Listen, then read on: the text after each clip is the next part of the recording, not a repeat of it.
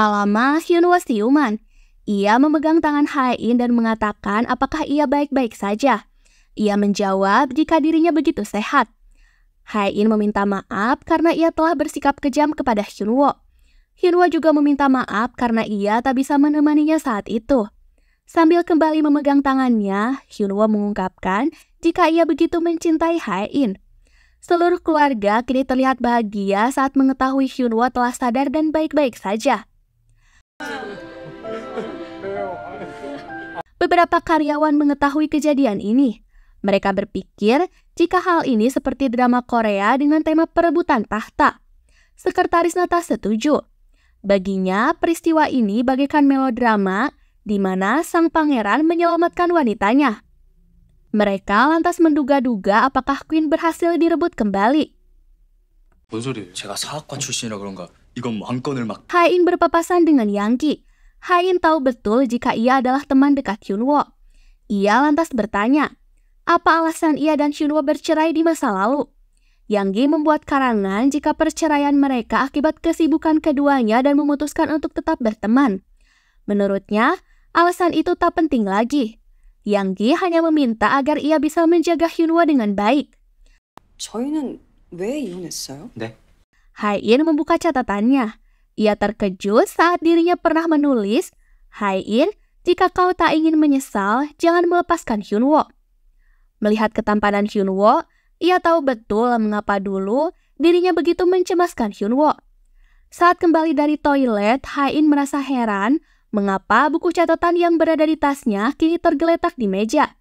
Saat membukanya, ia menerima balasan dari Hyunwoo dan menuliskan, tak akan kubiarkan, aku di sini. Hae-in mencoba membangunkan Hyunwoo. Ia merasa malu dan menjelaskan jika apa yang ia tulis dalam catatan ini hanyalah pikiran pendeknya. Hyunwoo tersenyum dan lantas menggodanya. Keluarga Baek dari balik pintu mengintipnya.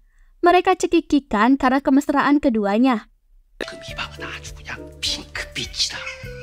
Hae-in merasa kesal karena Hyunwoo terkadang selalu membanggakan dirinya.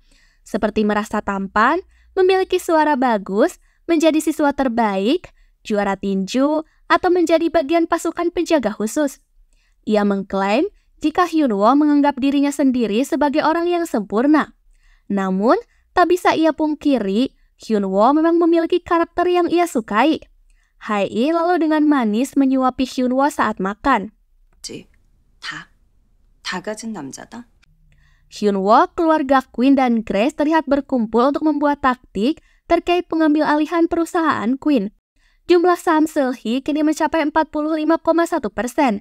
Pione Investment kemungkinan masih memihaknya. Pemiliknya berusaha untuk menjualnya dan kabur ke luar negeri. Diketahui Seulgi telah membeli 13,3% saham dengan dana gelap. Bagaimanapun, dana ilegal itu harus dikembalikan kepada pemerintah. Hyunwoo akan berusaha mengajukan gugatan pembatalan agar Seulgi ditangkap.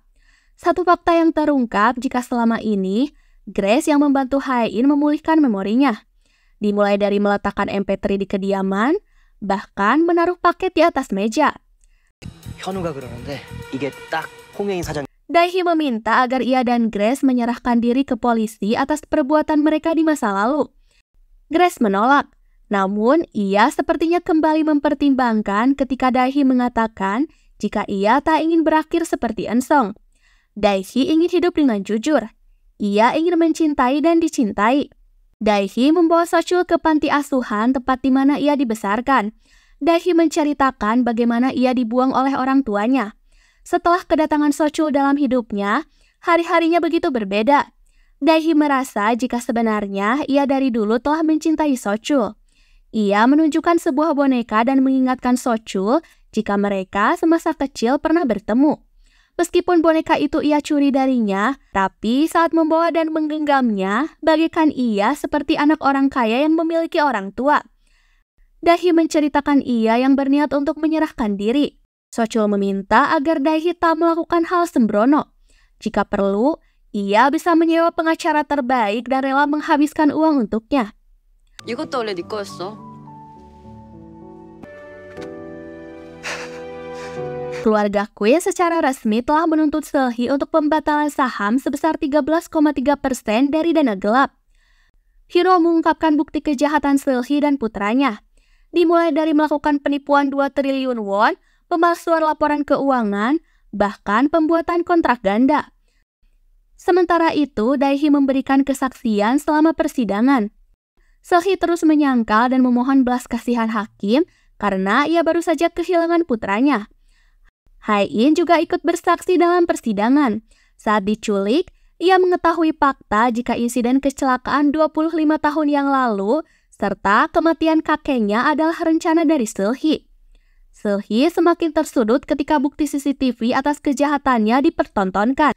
Ternyata, file dari tablet yang Seulgi pernah buang sebelumnya telah disalin oleh Hyunwoo atas bantuan dari ART dan Grace. Akhirnya, Seulgi resmi ditahan dan dinyatakan bersalah, termasuk dengan beberapa orang yang terlibat. 억울합니다, 재판장님. 내가 뭘 그렇게 잘못했어? Kedatangan keluarga Queen disambut meriah oleh para manajemen dan media. Kini keluarga itu kembali menjabat dan mengelola perusahaan mereka. Sementara, Seulgi terlihat berkelahi dengan tahanan lain akibat ia tak mau diam dan terus berteriak dengan gila. Di scene lain, tampak lukisan klasik yang terpajang di ruang kerja mendiang ketua Hong, kini diganti dengan foto keluarga Queen dan keluarga Baek. Sedangkan So-chul terlihat menjaga Gon-woo dengan baik selama Dae-hee di penjara. Kemudian dengan Bom-ja, ia sedang sibuk berkencan. Diketahui Bom-ja adalah cinta pertama bagi Yong-song. Ia berjanji akan selalu membuat masakan enak untuknya dan selalu ada di saat Bom-ja sedang mengalami kesulitan. 김영성 씨는 천천히 와. Mi-sun akhirnya tahu dari orang tuanya jika perselingkuhan suaminya dengan wanita Amerika hanyalah sebuah kesalahpahaman. Wanita yang mengangkat telepon suaminya tempo lalu sebenarnya adalah profesornya. Dugwa lantas memberikan Mi-sun tiket pesawat agar ia menyusul suaminya ke Amerika. Hae terlihat sibuk untuk merencanakan agar para Shakwin segera direnovasi, supaya mall itu memiliki banyak tempat peristirahatan yang membuat pengunjung merasa nyaman. Dari info sekretarisnya, Hae-in menduga jika malam itu Hyunwoo akan kembali melamarnya. Namun saat ia menghubunginya, Hae-in kecewa karena ternyata Hyunwoo sebenarnya sedang sibuk dengan rekan kantornya yang tengah merayakan makan malam bersama. 레스토랑을 예약했다는데요. 프로포즈 맛집으로 아주 Hae-in melihat tempelan stiker di kamar Hyunwoo bergambar bintang. Ia kembali flashback dengan memori menyedihkannya ketika Hae-in mengalami keguguran. Beberapa hari kemudian, mereka jalan-jalan dan hangout bersama. Hae-in mengingat kembali permasalahan bodoh yang mereka lakukan di masa lalu. Ia berjanji tak akan mengulangi hal yang sama. Hae-in dan Hyunwoo sepakat untuk kembali membuka lembaran baru dan membina mahligai manis di antara mereka. Mereka memikirkan hal-hal romantis yang akan dilakukan di masa depan, seperti sarapan pagi bersama, jalan kaki setiap hari, atau berpergian setiap musim. 그럼 해볼만 하지 않을까? 나랑 결혼해줄래? Beberapa tahun kemudian, Dae-hee telah resmi bebas dari penjara. Ia memeluk Gon-woo yang kini telah tumbuh semakin tampan dan sehat. Grace terlihat bahagia saat ia mengetahui dirinya telah diterima kembali di keluarga Queen. Bom-ja juga terlihat bahagia dengan pasangannya dan kini hubungan mereka semakin romantis. Mereka telah bahagia dengan kehidupannya masing-masing. Waktu berlalu begitu cepat. Pernikahan Hyunwoo dan Hae-in semakin sempurna. Kini mereka telah memiliki putri sematawayang yang begitu lucu dan cantik. Di tahun 2074, Hyunwoo terlihat menyimpan bunga di makam Hae-in yang telah meninggalkan ia lebih dulu.